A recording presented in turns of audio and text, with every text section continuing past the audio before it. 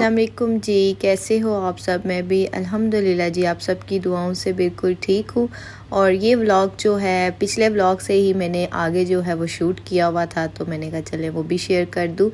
और यहाँ पे जैसे कि आप सबको पता ही है, दिन को मेरी छोटी वाली नंद आई थी और शाम में जो है फिर मेरी बड़ी वाली नंद आई अपनी बहन को मिलने के लिए। और यहाँ पे दिन के जितने भी बर्तन थे, किचन वगैरह था, वो मैंने यहाँ पे आपने देख ले क्लियर किया हुआ था। और फिर क्योंकि वो शाम में बड़ी वाली आई थी तो उसके लिए फिर चाय का अरेंजमेंट करना था, तो बाहर से ही समोसे वगैरह मंगा लिए थे और फिर जो है चाय वगैरह बनाई थी। चाय तो तकरीबन 2 बार तो हमने पी चुकी थी और उसके बाद फिर बड़ी वाली आ गई थी, फिर उसके लिए चाय बनाई। तो बस खैर उसके बाद गपशप होती रही। और अच्छा जी, कल का व्लॉग जो मैंने अपलोड किया तो बाज़ मुझे कमेंट्स आए कि आप बहुत लकी हैं। कोई कहता है आपके ससुराल वाले बहुत लकी हैं, कोई कहता है आप बहुत लकी हो। तो लकी देखे कोई भी नहीं होता, लक जो होती है ना इंसान को ख़ुद बनानी पड़ती है। तो ये होता है कि ये अभी जैसे आपको ये सब कुछ हर चीज़ नॉर्मल परफेक्ट नज़र आ रही है, इस नॉर्मल लाइफ को परफेक्ट बनाने के लिए बहुत जदोजहद करनी पड़ती है, बहुत कंप्रोमाइज़ करना पड़ता है। तो जैसे कि मैं आपको कभी कभी वीडियो में आपको मैं बता देती हूँ कि ससुराल में रहने के लिए ना सबसे जो मेन काम होता है, औरत को बहुत बड़ा दिल करना पड़ता है, कंप्रोमाइज़ करना पड़ता है। और जो है तभी जाके आपको अच्छे दिन भी जो हैं वो नसीब होते हैं, अच्छे दिन भी आपको मिलते हैं और सबकी रिस्पेक्ट भी मिलती है, सबकी केयर भी मिलती है। तो ये चीज़ होता है, जॉइंट फैमिली में रहने के लिए बहुत बड़ा दिल करना पड़ता है। मेरा तो हर जॉइंट फैमिली वाला हिसाब नहीं है, लेकिन ज़ाहिर ससुराल तो ससुराल होता है, आपको हर चीज़ को देखना पड़ता है, मैनेज करना पड़ता है, हैंडल करना पड़ता है, हर एक का जो है उस तरह का ख्याल रखना पड़ता है। तो ये चीज़ें होती हैं। अच्छा जी, यहाँ पे मेरे बेटे के एग्ज़ाम्स चल रहे थे तो वो बस दिन रात उसने जो है ना एक किया हुआ है। और बस यहाँ पे जी दिन को खाने में मैंने बनाया था कद्दू और गोश्त। खैर इसकी मैंने कोई रेसिपी शूट नहीं की और मैंने कहा चलो आप छोटा सा एक क्लिप बना लो, फिर रहते रहते बहुत ज़्यादा लेट हो जाती हूँ और आपका बहुत गिला शिकवा होता है कि बड़े लेट आप व्लॉग बनाती हैं, आप बहुत लेट आती हैं, आप रेगुलर नहीं रहती। तो मैं क्या करूँ तो कोशिश करती हूँ कि मैं जो है वो करूँ। बस मेरी कोशिश यही होती है कि मैं अगर व्लॉग बनाऊँ तो मैं ऐसा कुछ आपके सामने लेकर आऊँ कि आप बोर ना हो, आपको अच्छा लगे। तो घर की रूटीन सिंपल सी रूटीन है, क्या मैं बार बार आपके साथ वही कुछ शेयर करूं। तो बस इसी वजह से कुछ दिल भी नहीं करता था। और फिर अब आज भी मेरी सिंपल सी रूटीन है, मैंने कहा शेयर कर दूं, फिर बड़े गिले शिकवे आपके आएंगे। तो यहाँ पे जी मैंने कद्दू और गोश्त बना लिए थे और साथ में जो है मेरी जो नंद की बड़ी वाली बेटी है उसकी फरमाइश थी कि मामी आपके हाथ की मैंने कड़ी खानी है। तो उसकी मम्मा कह रही थी कि लाहौर में ही मैंने इसे बोला था कि पिंडी जाएंगे तो मामी को बोलूँगी मामी के हाथ की आप कड़ी खा लेना। तो मैंने कहा चलो अब बच्ची ने इतना कहा है तो फिर मैंने जो है बच्चों के लिए कड़ी बना ली। और वैसे भी मेरे भी बच्चे इतने अच्छे हैं कि वो कद्दू और गोश्त खाने वाले। तो फिर मैंने कहा चलो सारे बच्चों की जो है फरमाइश है तो कड़ी बना लेती हूँ। यहाँ फटाफट से मैंने कड़ी बना ली। कड़ी बनानी तो खैर सबको आती है, अब क्या मैं इसकी आपको रेसिपी बताऊँ, लेकिन चलें जिनको नहीं आती या जो हिचकिचाते हैं तो बस ये सारे स्टेप आप फॉलो कर लें और बस मज़ेदार सी कड़ी रेडी हो जाती है। और इनको जब उबाले आ जाते हैं तो फिर मैं हल्की आंच पे पकने के लिए इसको छोड़ देती हूँ।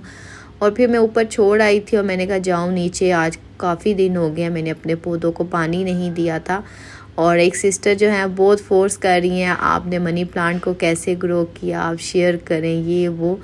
तो बस ये होता है कि कभी अव्वल तो इतना यूट्यूब पे बताते हैं, एक एक चीज़ आपको गाइड करते हैं। अगर बहुत ज़्यादा जो इंटरेस्टेड हैं वो आप सर्च करें तो आपके सामने हर तरह की वीडियो आ जाएगी।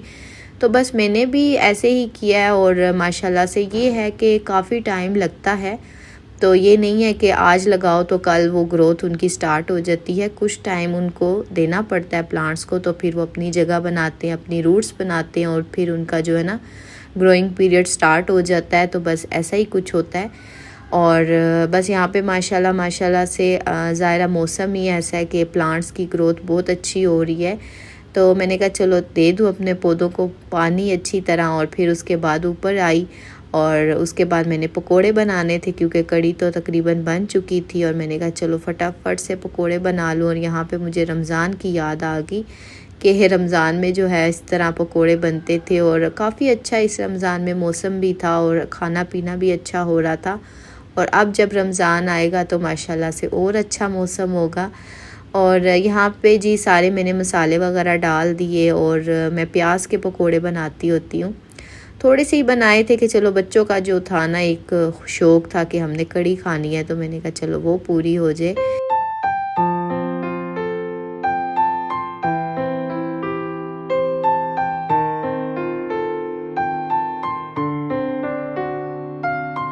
और ख़ाना जो है आजकल वो मैं नीचे ही लेके जाती हूँ। ज़ाहिर है आपको पता ही है, बेटियाँ जो होती हैं वो माँ की खातिर आई होती हैं, माँ के साथ टाइम ज़्यादा वो कहती हैं हमारा स्पेंड हो। तो फिर मेरी भी कोशिश यही होती है कि ज़ाहिर है सारे नीचे ही बैठे होते हैं, अब क्या मैं जो है वो ऊपर उनको बुलाऊँ और खाना खिलाऊँ।